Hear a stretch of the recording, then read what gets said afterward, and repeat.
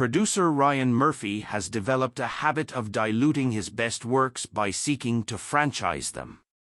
So as with American Crime Story, Feud, Bette and Joan begets the conceptually strained Feud, Capote versus the Swans, a spectacularly cast ode to New York elegance and style of the past that hinges, for better and frequently worse, on the self-destructiveness of author Truman Capote.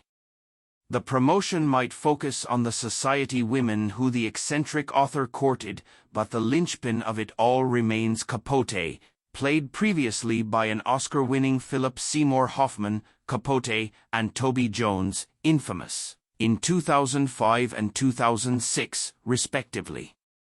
Here, the eccentric raconteur is unerringly brought to life by Tom Hollander, recently one of the gays, as Jennifer Coolidge's character put it, in The White Lotus, with all his tics and excesses intact. As good as Hollander is, the structure periodically staggers under an 8-part narrative that dizzyingly flits around in time, and indulges in flights of fancy like having Capote commune with his dead mother, Jessica Lange, by now a mainstay of Murphy's repertory company.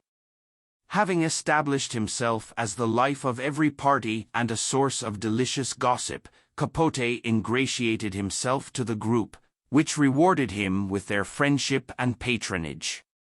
All that abruptly fizzled, however, when the writer, often blocked after his breakthrough with In Cold Blood, published an excerpt in Esquire of a planned book, Answered Prayers, offering a thinly veiled fictionalized takedown of their glamorous lives.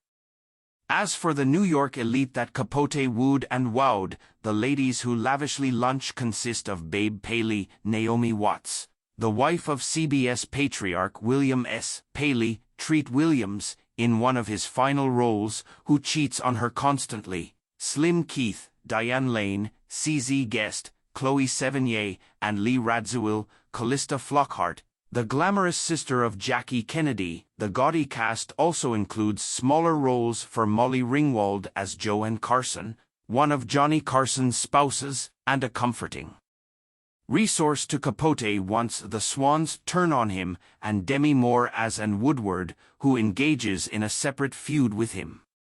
Written by John Robin Bates, brothers and sisters, and directed by, among others, Gus Van Sant, Milk, Feud again impeccably captures the period, while peppering the episodes with Capote's rapier wit, speaking lines like, "I was alone and surrounded by people, the worst sort of loneliness there is, and the appetites are insatiable, but the swans are never full."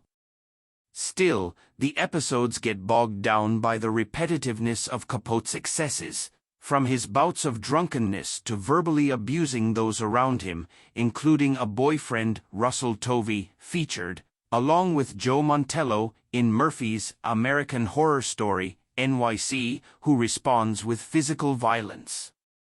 The result is another limited series where more gradually feels like less, exacerbated by the fact this feud is considerably messier than the animosity between Bette Davis and Joan Crawford. The second edition thus becomes most memorable for individual moments, from Capote's uncomfortably drunken appearance on a talk show to his impaired behavior on the set of A Murder by Death.